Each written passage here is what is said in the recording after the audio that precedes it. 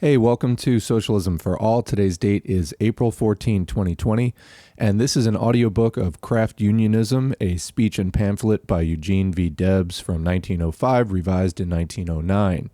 Before we get into the audiobook, I want to ask you quickly if you could hit the like button, also the subscribe button, maybe share the video, type a comment. Doesn't have to be brilliant, but all of that interaction helps to boost this video, helps to boost the channel, helps more people to see this content. You can also follow us at facebook.com/socialismforall or support us at patreon.com/socialismforall for as little as $1 a month.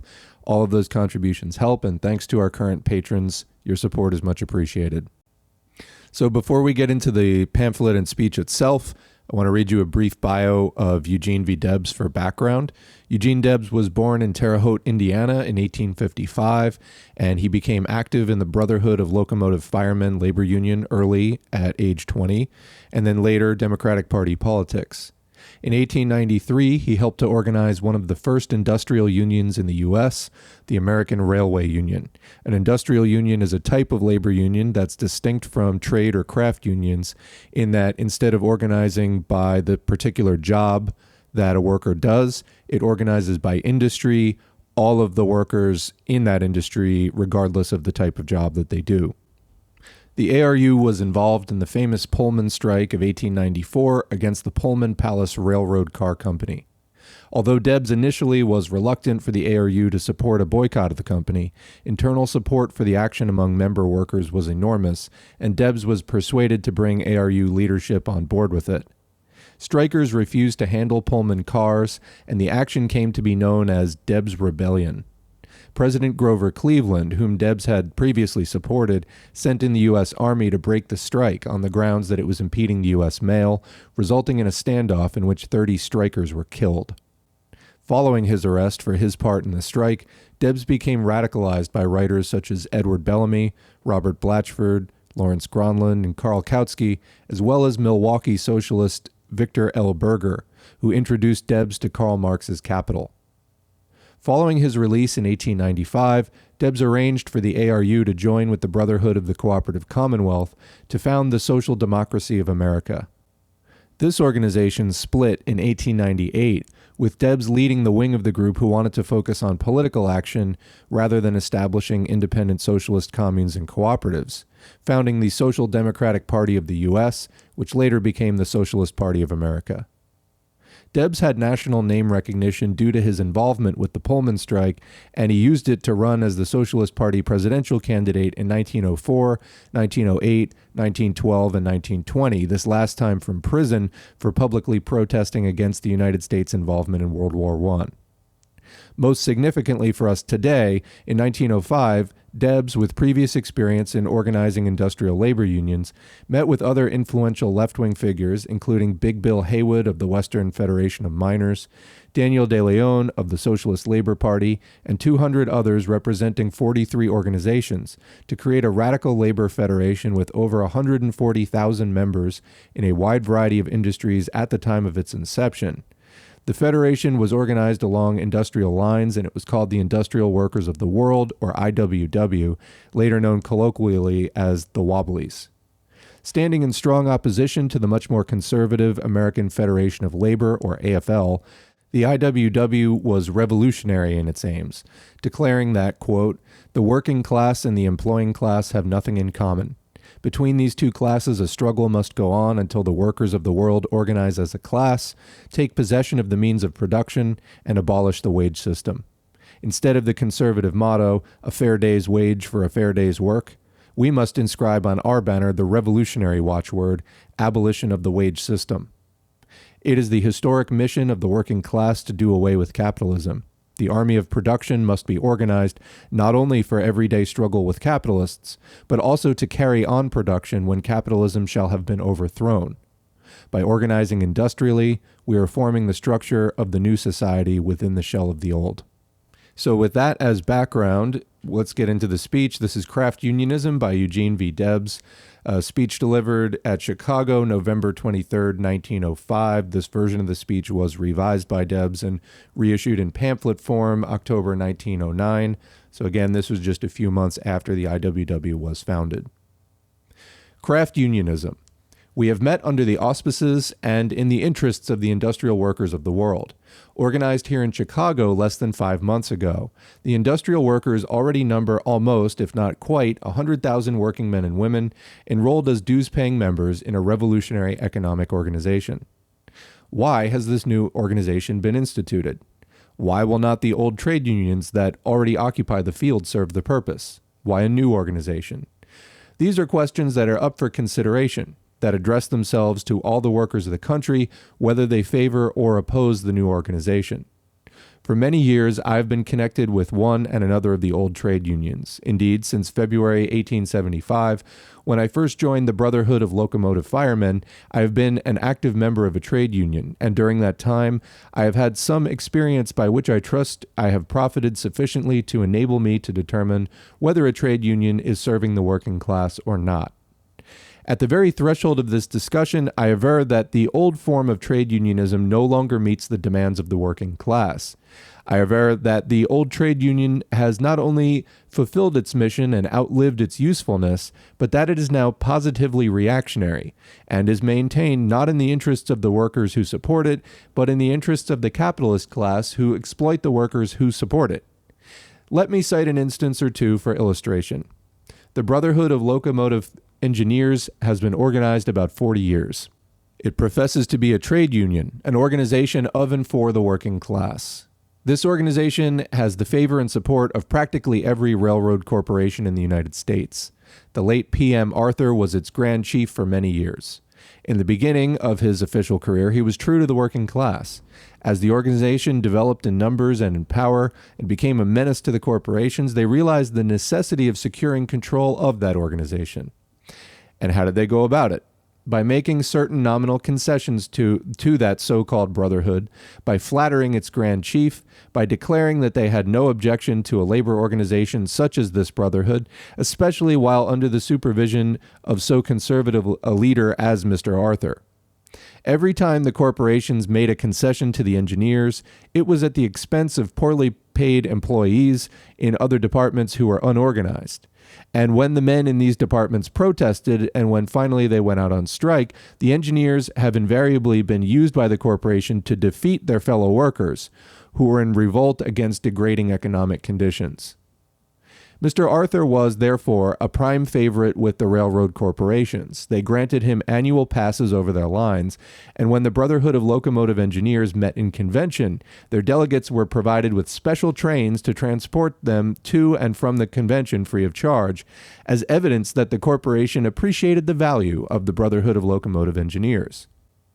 Since the engineers were organized, the firemen, conductors, brakemen, switchmen, telegraphers, and trackmen have also been organized, and several other departments have been partially organized, and they all have practically the same form of organization. They are all conservative. They all operate within the bounds set and approved by the railroad corporations. Can they be true to the men who pay the dues, to the working men who support them? I answer that they cannot. Not only are they not true to the wage workers who support them, but they are pressed into service, politically and otherwise, when occasion demands it, in the interest of these corporations and to the detriment of their own. Only the other day, since this much-discussed matter of rate legislation has been pending, the Grand Chiefs of these various brotherhoods have been convened. By whom? By the railroad corporations. For what purpose? This will appear as I proceed. Just after the Grand Chiefs of these labor unions met with the railroad officials, another meeting took place. Of whom?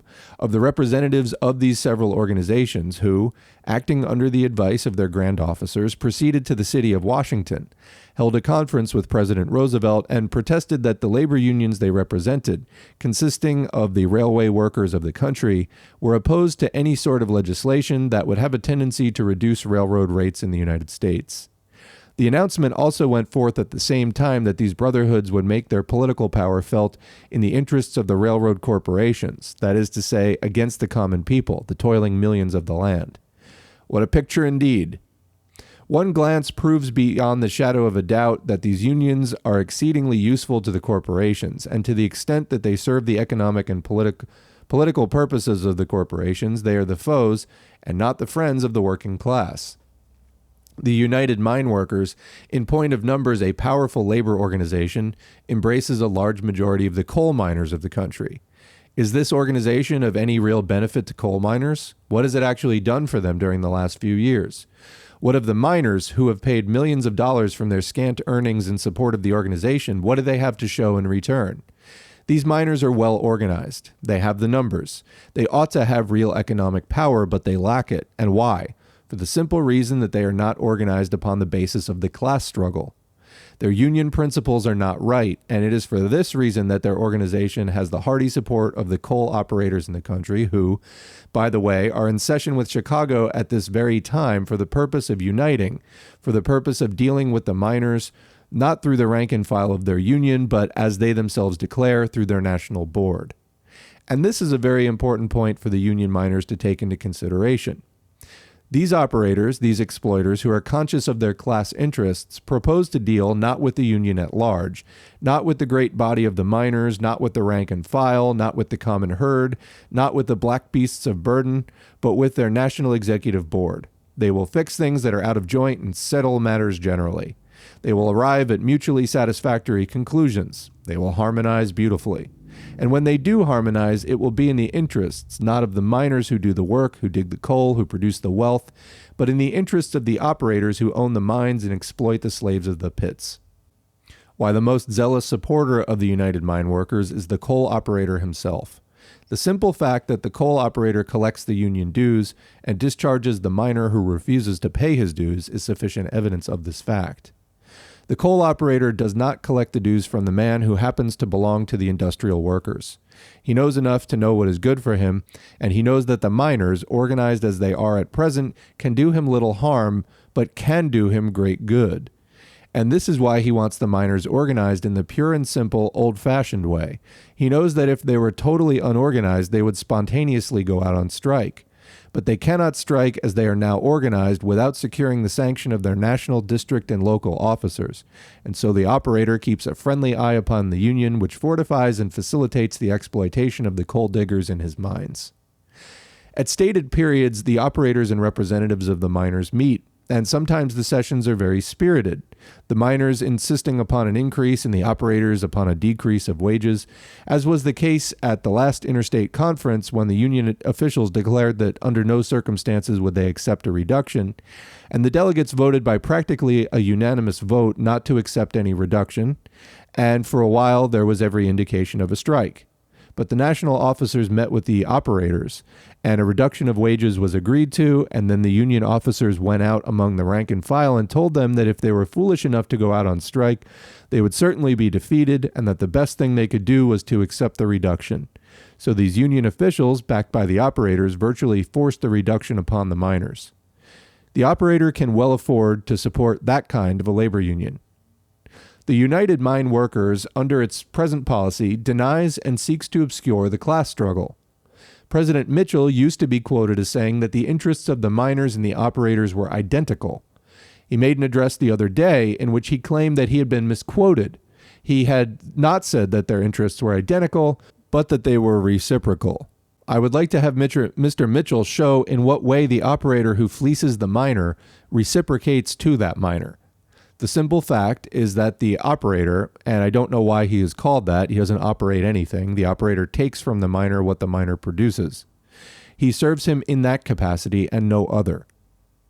The miners' union denies, in effect, the class struggle and vainly seeks to harmonize the economic interests of these two antagonistic classes, the exploiting masters and the exploited wage slaves, the robbers and the robbed. It cannot be done, not permanently at least, and even if it be done temporarily, it is always at the expense of the wage slaves.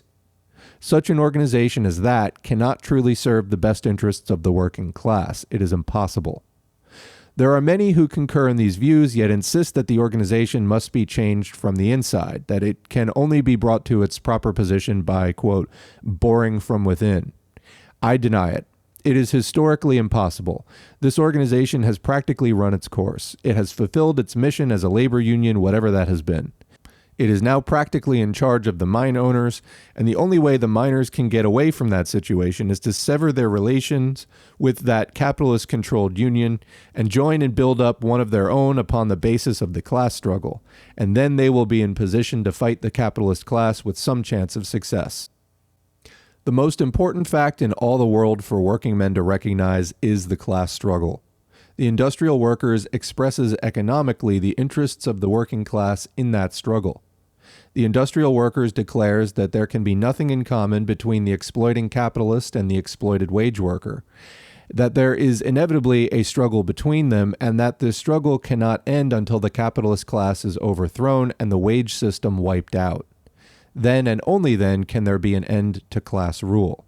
Now, if you are a working man and you believe that you have an economic interest in common with that of the capitalist who employs you, remain in the old trade union. That is where you belong. If that is your conviction, we do not want you to join the industrial workers. You do not properly belong to us. You belong to the American Federation of Labor and its affiliated organizations. But if you believe, as I believe, that the working class have economic interests of their own, separate and apart from and in conflict with the economic interests of the capitalist class, then you should, and sooner or later will have to, sever your relation with the old trade union and join the industrial workers, the only union organized upon this basis of the class struggle. And now let me ask, have we a class struggle? The answer comes of itself. This struggle finds expression daily, hourly, in strikes, in boycotts, in lockouts, injunctions, riots, assaults, and bloodshed. It is not an unmixed evil, however, for in this great worldwide class struggle that is shaking the foundations of civilized society everywhere, there are being wrought out the most important problems of our modern civilization. The working class are in an overwhelming majority. They have the numbers. They ought to have the power. And they would have the power if only they were conscious of their interests as a class. Every effort is put forth by the exploiting capitalist to prevent working men from seeing the class struggle. The capitalist insists that there is no such struggle. The editor in the employ of the capitalist echoes, "No class struggle." The teacher, professor, and the minister, all of them dependent upon the capitalist for the chance to make a living, agree that there are no classes and no class struggle. In unison, they declaim against class agitation and seek to obscure class rule that it may be perpetuated indefinitely. We insist that there is a class struggle, that the working class must recognize it, that they must organize economically and politically upon the basis of that struggle, and that when they do so organize, they will then have the power to free themselves and put an end to that struggle forever. Now, have not the workers, especially here in Chicago, had sufficient experience during the last few years? Have they not been defeated often enough to demonstrate the inherent weakness of the old trades union movement? Haven't they been enjoined by the courts often enough, clubbed by the police and flung into jail often enough? Haven't they had experience of this kind enough to open their eyes to the fact that there is a mighty class struggle in progress, and that there will never be any material change in their condition until they unite their class in every department of industrial activity? Speaking for myself, I was made to realize long ago that the old trade union was utterly incompetent to deal successfully with the exploiting corporations in this struggle. I was made to see that in craft unionism, the capitalist class have it in their power to keep the workers divided, to use one part of them with which to conquer and crush another part of them.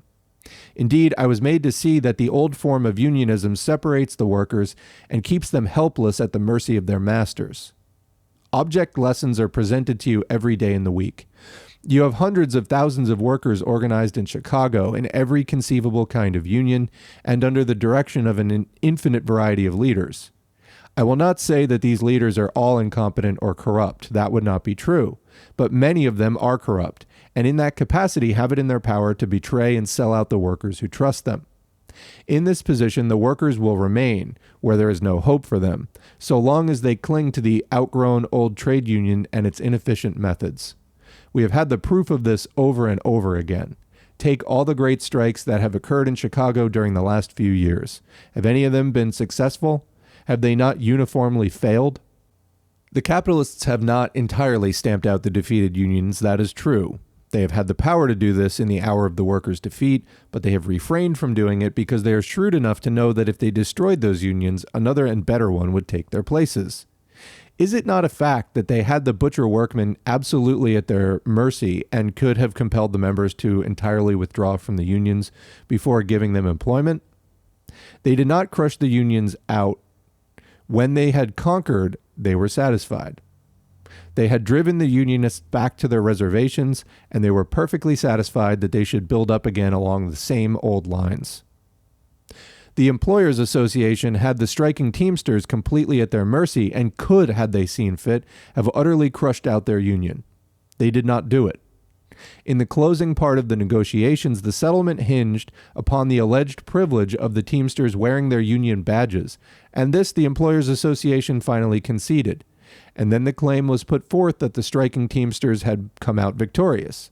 The truth is that they lost everything, but the employer was not anxious to crush out their organization. He knew very well that if he did, a stronger one would spring from the ruins, that a crushed union at least teaches working men to see its inherent defects. The employer is shrewd enough to know that when you totally crush out craft organizations, you drive the workers into solidarity. The Teamsters were entirely defeated, nothing left, and yet their leaders boasted that they had saved their organization. It reminded me of the dispatch once sent from a field of battle by a general who had been completely routed. Quote, "There is nothing left but honor, and damn little of that." It is true that there are some employers who are supposed to be entirely opposed to unionism, even the old form of trade unionism. But the great majority of capitalists, especially the shrewder, far-seeing ones, unqualifiedly approve the pure and simple labor union. And now let me show that between these two sections of the capitalist class, there is, after all, no vital difference with regard to the trade union movement. C.W. Post, president of the Citizens Industrial Association, and David M. Parry, president of the Manufacturers Association, who are opposing the American Federation of Labor, have repeatedly said that they are not opposed to trade unionism if it will confine itself to its legitimate functions. In other words, they are not opposed to trade unionism if it does not antagonize the capitalist class. That is their position. Now, what is the position of the great body of capitalists who avow their friendship for the trade union movement? Precisely the same. They are in favor of the trade union as long as it does not menace or attack the capitalist class. That is, as long as it doesn't do anything. And in its present shape, it is not doing anything, and that is why the capitalists are not opposed to it. Let these trade unions unite tomorrow. Let them declare in favor of waging this fight along the lines of the class struggle, and they will soon find out whether these capitalists are in favor of trade unionism or not. The very fact that the great majority of capitalists favor trade unionism proves that it is doing little or nothing for its members. Were it really doing something for them, it would be antagonizing the capitalist class, and that class would fight it. But the capitalists are not fighting the pure old brand of unionism. They have, in fact, formed an alliance with it, and the union is the silent partner in the firm. You have all doubtless heard of the Civic Federation. This federation is supposed to be fair and impartial. It is organized for the one purpose of dovetailing the interests of labor and capital, and every member of this body insists that these interests can be harmonized, that there is no necessary conflict between them. That is what Mr. Gompers says. That is what Mr. Mitchell says. That is what Archbishop Ireland and Bishop Potter say. And that is what they all say, that there is no necessary conflict between capitalists and wage workers. If there be no necessary conflict between them, it follows that all the fighting that is going on must be unnecessary. I suppose then that ought to be very easily eliminated. A gentleman named August Belmont presides over this harmonizing body. Not long ago, in an address, he claimed that there was no better trade unionist in the country than he, and he proved it during the interborough strike in the city of New York, when several thousand union employees of that corporation, of which he is president, went out on strike because they were driven to that extremity by his pernicious policy.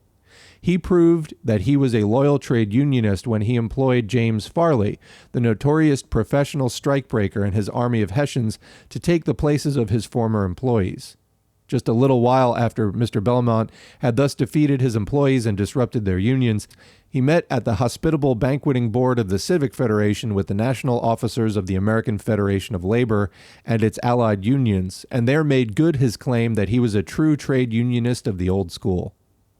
Do you think that a labor leader who is absolutely true to the working class could sit at such a banqueting board with such a capitalist as Belmont? Do you think he would be the guest of such an organization as the Civic Federation, whose only purpose is by subtle schemes to reduce the trade union movement to its harmless impotency?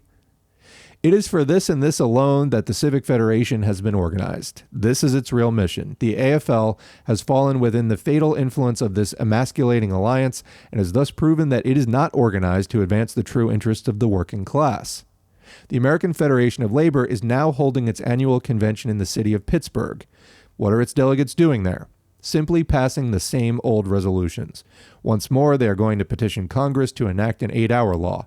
They have done that over and over again, and their petition has been as repeatedly pigeonholed. They have also resolved to petition Congress to restrict the powers of capitalist courts in dealing with labor. They have done that time and again, and with what have they gained by it? Absolutely nothing. No attention has been paid to these servile supplications. They have been disregarded, thrown aside, treated with contempt, but the delegates solemnly meet in convention once more to pass the same old hoary resolutions, to introduce the same stale petitions with the same inevitable results. Now, is not this a perfectly stupid procedure? Are these men capable of profiting by experience? Do they not, by this time, understand the nature and essential functions of capitalist class government?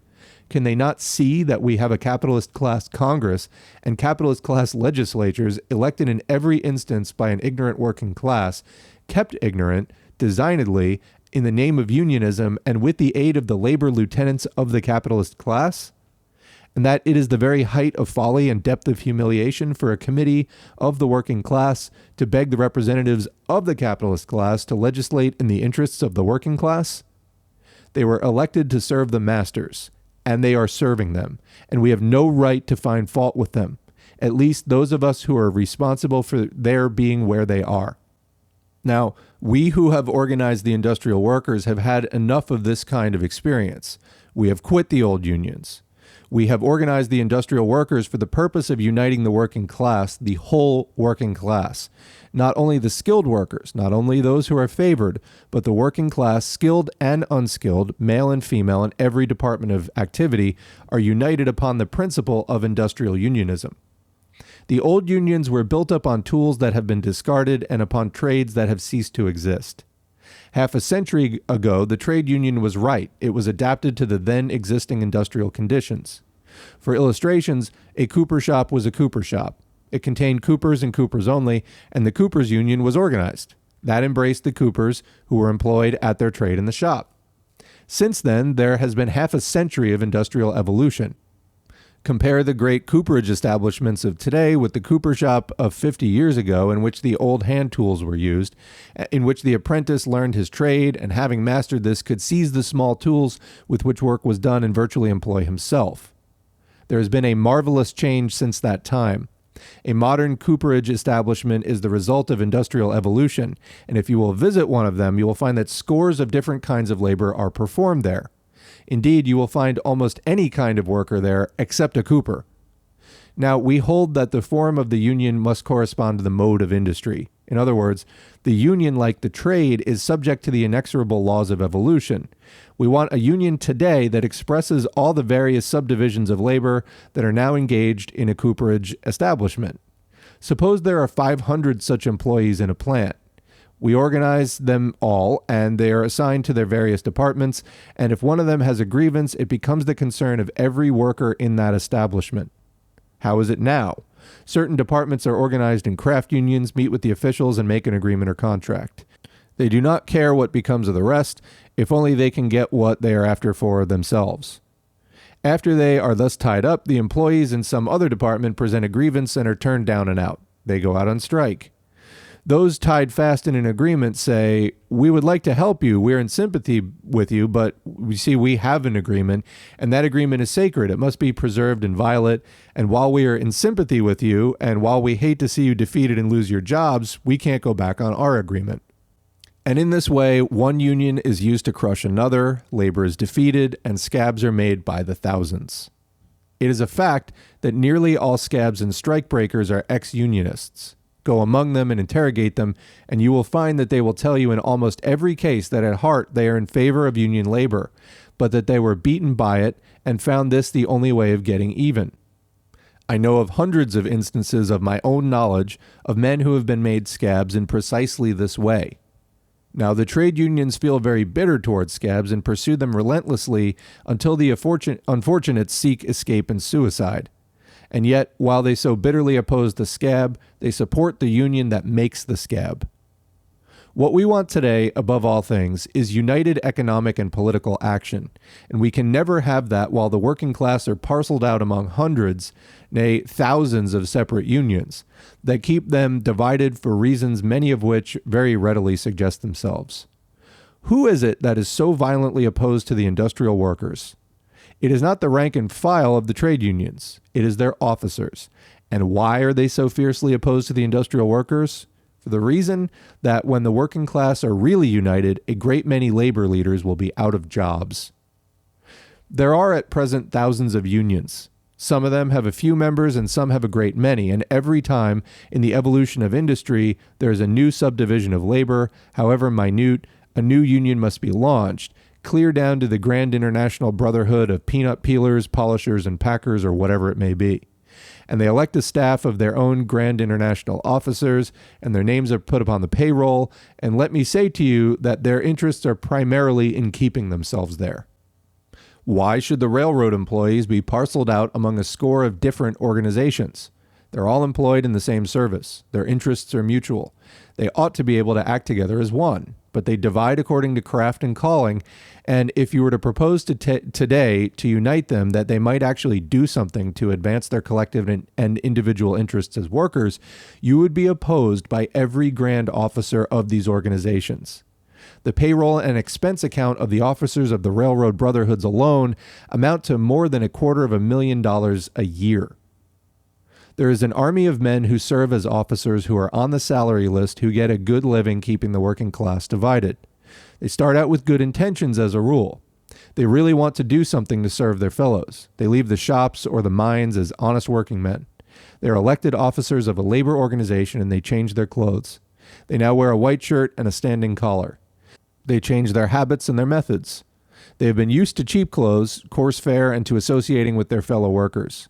After they have been elevated to official position, as if by magic, they are recognized by those who previously scorned them and held them in contempt.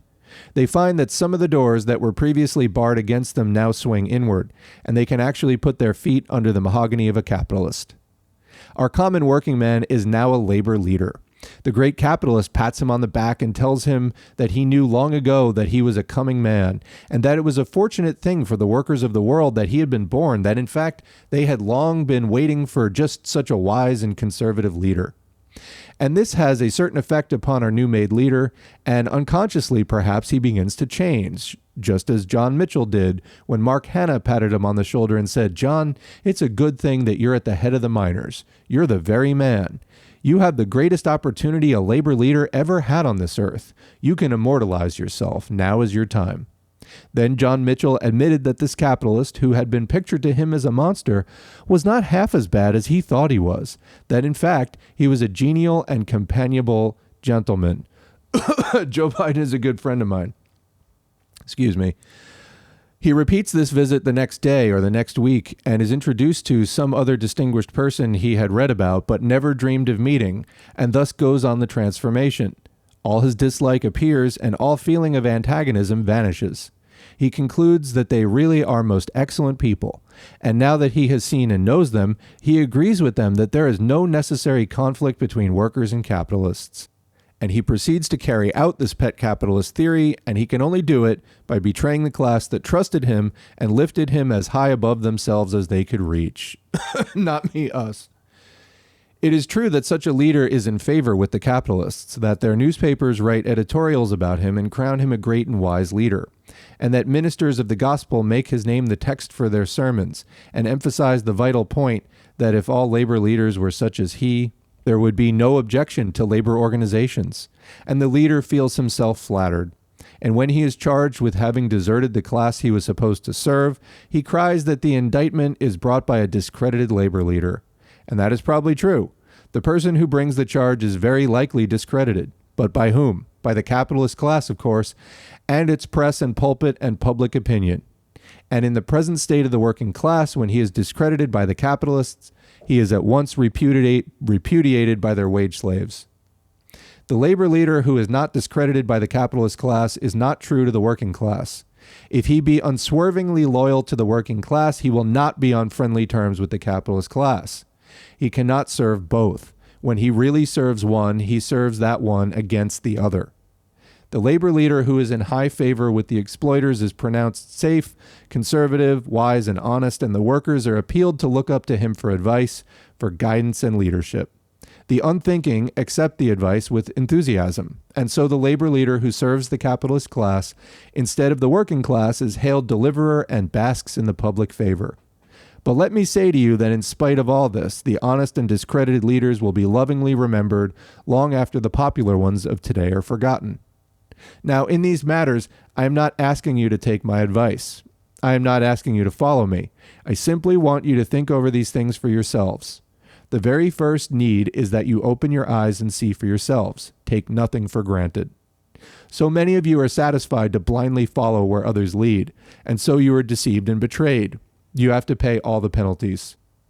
It is high time you were ceasing to depend upon someone to lead you, that you were opening your eyes, that you were doing your own thinking. And that is all I am asking you to do. I've already told you once that I have some experience and that I hope I have been in some measure profited by it. I have been involved in strikes enough to satisfy me. I have so often been saddened by the outcomes of such strikes. I have seen men by scores and hundreds and thousands, after striking for weeks and months, lose their jobs. I have seen the poor wretches blacklisted, and I have seen them persecuted until they were in rags and their families were upon the streets, and I've said there must be another and a better way. I've seen enough of this to satisfy me. There is a better way, but you will never find it by pursuing the old lines. You have got to unite the whole working class, and this can be done. It is not an impossible task. Every worker, however limited his mentality, ought to be able to see that there is little or nothing to be accomplished along the old lines, that in fact there is no hope, that you are engaged in an unequal struggle, and that the ultimate outcome is certain to be defeat, despair, and death. The capitalists have at present 10,000 advantages over us. They own and control all the sources and means of wealth production. They are the masters of the tools. They act together. They control all the powers of government. They can at their own sweet will shut down the mills and factories and mines, and they can wait patiently weeks and months and even years until the impoverished workers become hungry and are glad to be taken back at any terms. The capitalists have all these advantages, and they never hesitate to do anything, everything that may be required to keep the working class in subjection. And they can and will keep them there just as long as they are divided. There is but one hope, and that is in the economic and political solidarity of the working class, one revolutionary union and one revolutionary party. It is for this reason that the Industrial Workers, an economic organization, has been launched and now makes its appeal to you as wage slaves aspiring to be free. You cannot be satisfied to live and die as beasts of burden, to toil unceasingly, to enrich masters who hold you in contempt, to be dependent upon these masters for your jobs and crawl like sycophants at their feet. You may not be satisfied even though you have sufficient food and clothing and shelter. You are a human, not a hog, a man, not an animal. You have a manhood to sustain, you have freedom to achieve, and you have an intellect to develop, and these questions will appeal to you with ever-increasing force and compel an accounting at last if you have the pith and purpose of a typical self-respecting workingman.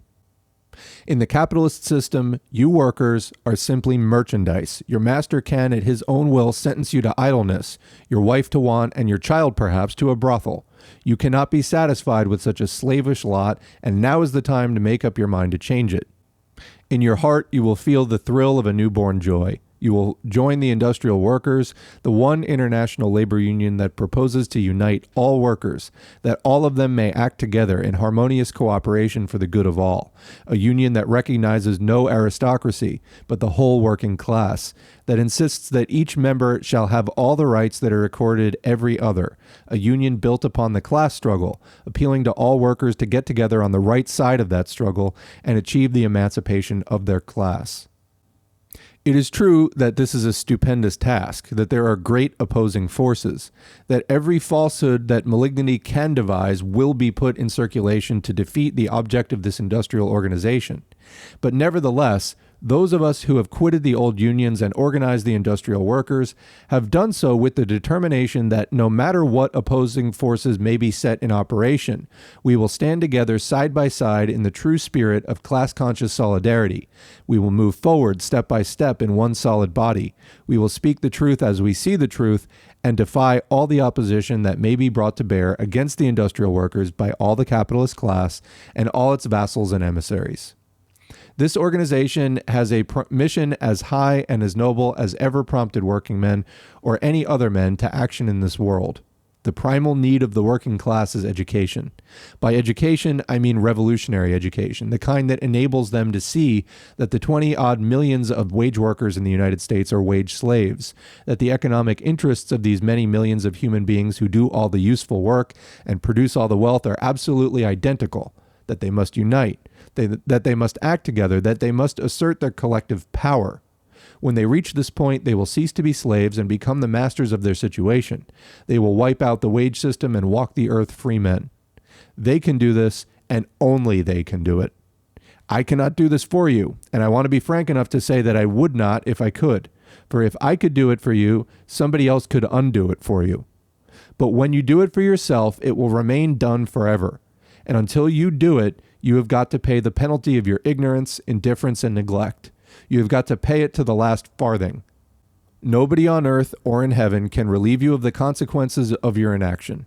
As long as you workers remain divided and at cross purposes, instead of closing up the ranks and acting together, you will have to pay the penalty of defeat and humiliation and slavery and all their attendant brood of festering evils. But day by day, you are increasing the sum of your revolutionary knowledge. You are becoming wiser by experience. The industrial workers would not have been possible a few years ago. It is an outgrowth of the very conditions I have described. It has become an imperative necessity. The workers everywhere are beginning to recognize it, and that is why they are flocking to its standard. That is why they are subscribing to its principles, why they are working for it day and night with a zeal that has never been known in the history of the organized working class movement, and why it is rapidly spreading over the whole country and increasing grandly in numbers and in power. Let me say to you that no matter what formidable or subtle opposition may be marshaled against it by the capitalist class, the ultimate triumph of its principles is as certain as that I stand in your presence. There are a great many workers who insist that the old unions are good enough, and as long as they are of that opinion, that is where they belong. So far as I'm concerned, I gave the old unions a fair trial. I am sure that I had no prejudice against them. I am equally certain I did all I possibly could to build them up. For 15 years, I traveled almost continuously over the country, organizing railroad men and all kinds of working men under the mistaken conviction that if we could only get them into the several unions of their trades and occupations, we could in some way lift them out of their slavery. My mind was disabused. We had the railroad men, especially in this part of the country, pretty thoroughly organized. We had the numbers and to some extent the power, but we didn't know about the class struggle. We had that to learn.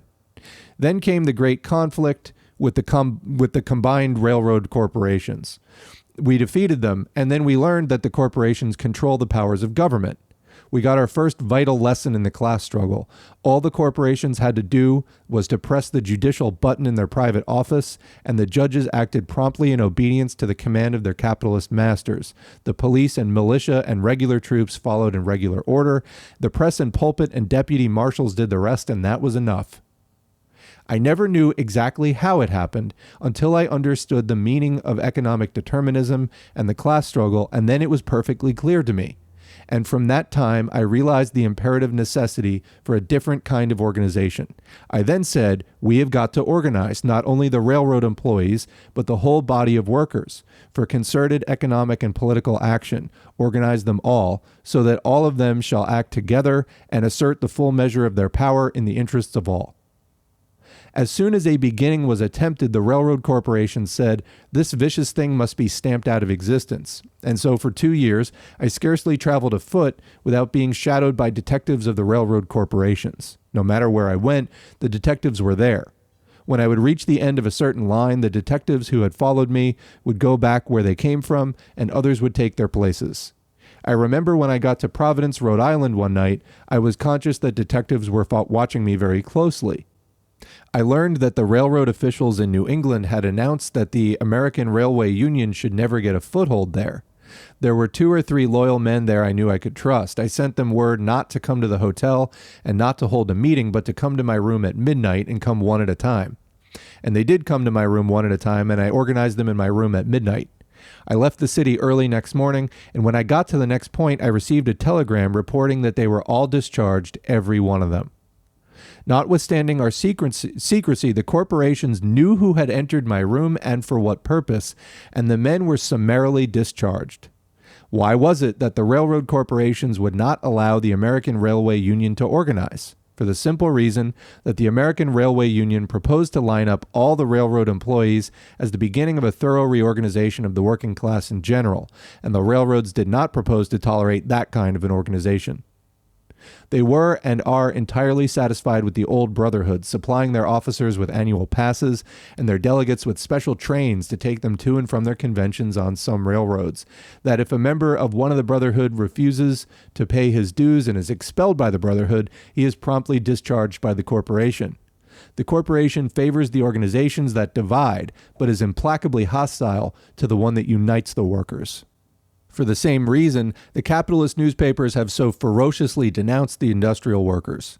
They have warned working men that the industrial workers consists of anarchists, socialists, revolutionaries, and chronic fault finders and peace disturbers who have been kicked out of other reputable labor organizations, of discredited leaders who do not lead, in whom the workers have no confidence, and for whom they can have no respect. The capitalist press is a unit in denouncing the industrial workers, and practically a unit in commending the American Federation of Labor. If you workers think that the capitalist press is a safe guide in such a matter, you properly belong with the American Federation of Labor. But if you believe, as I believe, and every intelligent working man must believe, that the kind of labor organization that the capitalists endorse is not the kind that is for your good, that the organization that the capitalist press condemns is the one that has working class virtue and efficiency, then you will do as we have done. You will join the industrial workers of the world. Think it over for yourself. Take a backward look over the last 3 or 4 years. Satisfy yourself with your own observation that there has been little but defeat for the workers in the struggle during all that period, that they have gained substantially nothing, that they are divided and disrupted and not organized in any true sense at all. The time has come for a real economic organization of the workers, and that organization is now in the field and makes its appeal to all workers, and its principles and purposes deserve the encouragement, the support, and the loyalty of every workingman who has intelligence enough to understand his best interests and manhood enough to assert and stand by them. I shall occupy your time no longer. I think that no great argument is required in support of our position. The preamble to the Constitution states clearly and in few words the object of the industrial workers. You will find it written there that the workers and capitalists have nothing in common, that there are a few who have all the good things in life, while millions writhe in poverty and cry out in despair, that those who do nothing and produce nothing are rich, while those who do everything and produce everything are poor, that these two classes consist of capitalists who own tools they do not use, and of workers who use tools they do not own, that the capitalists who own the tools have it in their power to take and do take from the workers what they produce, and that the workers must organize both their economic and political power to take and hold that which they produce by their labor. This is brief and to the point, and every working man is capable of understanding it. As the chairman has stated, the industrial workers have no object in concealing any part of its mission, and while it proposes to ameliorate the conditions of the workers in every way in its power, as far as that is possible in capitalist society, its ultimate object is to entirely abolish the capitalist system by making the workers themselves the masters of their own tools, that they may work freely, unrestrained and unexploited, that they may secure to themselves and enjoy all the fruit of their own labor. This is the object of the industrial workers, and if it has your approval, join it and help it to fulfill its mission, and thus hasten the emancipation of the working class and the brighter, happier day for all humanity. Questions. Q. In the industrial workers, are you going to separate the different trades, or has a man who joins the privilege of going where he chooses? Debs. He joins the department that represents his particular trade or occupation. The industrial workers is organized in separate departments so that the autonomy of the trade is preserved within the organization. Take the men of a certain trade. They belong to a certain department of the organization. They have jurisdiction over their own trade affairs. They are subject, however, to the supervision of the general organization. Take the machinists, for instance. They have a grievance. It will be adjusted primarily, as if possible, within their own department. If that is not possible, then it becomes the grievance of the general organization, the concerns of all. Instead of merely the machinists going out on strike as now, all their fellow workers lay down their tools and support them to a finish. Q. Is it true that the industrial workers was organized because the workers cannot gain anything by political action? Debs. No, that is not true. The workers have never yet tried to get anything done by united political action. They will sometime, I do not doubt. The industrial workers was organized because under the old form of organization, they could get little or nothing done by economic action. If they had secured satisfactory concessions under the old forms, there would be no industrial workers. It has been organized because of the failure of the old unions on the economic field. Now, if it can be shown that they have succeeded, or even measurably succeeded, then there is no necessity for the industrial workers. But if, on the other hand, it can be shown that they have repeatedly and wretchedly failed, then there is an unanswerable argument in favor of the industrial workers. Q. What is a tradesman or a skilled worker? Why should there be any distinction between a tradesman and any other worker in a shop? Debs. That is not a very easy question to answer. There used to be a great many skilled mechanics who are now common workers. In proportion, as machinery is improved, the skill of the trade is transferred from the worker to the machine, and the skilled labor of one day becomes the common labor of the next. The locomotive engineer has always regarded himself as a skilled worker, and he has refused to affiliate with what is called the common laborer. Within the next few years, the locomotive engineer will probably become a motorman, and he will then come off the perch. The work will be so simple that almost any worker can perform it. I have longed to it. Where I lived, there used to be a number of cooper shops in which there were skilled men, and they had a large and strong coopers' union. All the coopers that worked there belonged to it, and these coopers didn't have anything to do with common labor. They flocked by themselves upon the theory that they were skilled men and could not afford to put their skill on the same level with the common labor of unskilled workers. But during the last few years, that trade has undergone a complete change. The skilled coopers have practically disappeared, and but a shadow of the old union remains. Now, if you will ask that old cooper who was a skilled man and belonged to a union that represented skilled labor a few years ago, if you will ask him who the skilled man is, I think he can give you a satisfactory answer to your question.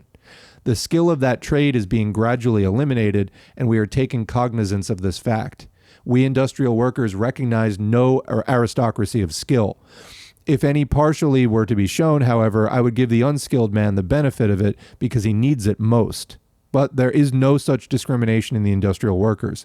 The working man, skilled or unskilled, is a worker, a man, and whatever his occupation, has all the wants and aspirations and is entitled to all the rights and opportunities of a human being for self-development. The machine is rapidly reducing workers to a common industrial equality, making the unskilled man the productive equal of the skilled man. The machine is the skilled man, and when he gets through, that question will have answered itself. Q. Does the industrial workers make any provision for a wage scale? Debs. Yes, it is going to get all the wages for its members that it possibly can while the wage system lasts. Q. How are you going to prevent the leaders from being as bad as those of the trade unions are today? Debs. In the first place, there will be but a single organization. There will not be 100 different and conflicting organizations and so many different sets of officers. Q. Then they will have only one to buy. It won't cost so much. Debs. All the chances will be reduced to the minimum. Take the railroad brotherhoods, for instance. If every locomotive engineer running into Chicago voted tomorrow to go out on strike, they could not go out without the official sanction of the Grand Chief of the Brotherhood of Locomotive Engineers, and he alone could prevent the strike. That is, they might vote unanimously to strike, but the power of one single grand officer would outweigh that of the entire organization. With us, it is the rank and file that decides and is the supreme power. It is not likely that they will sell themselves out.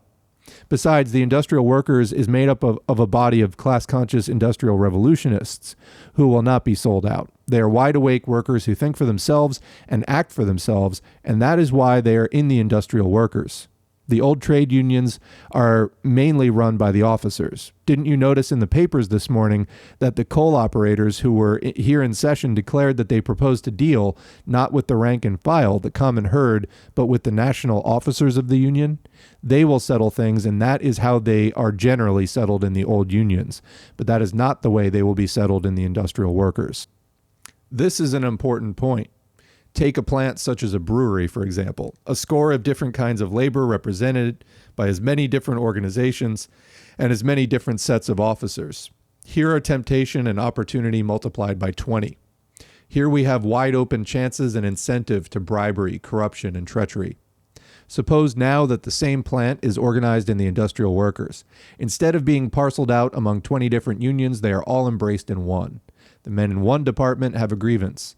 That plant has a general committee, and if the grievance fails of adjustment in the department in which it arises, it is referred to the general committee that has supervision of the plant, and if they fail to satisfactorily adjust it, the matter goes to all the employees as industrial workers for action. They vote to go out on strike, and that settles it.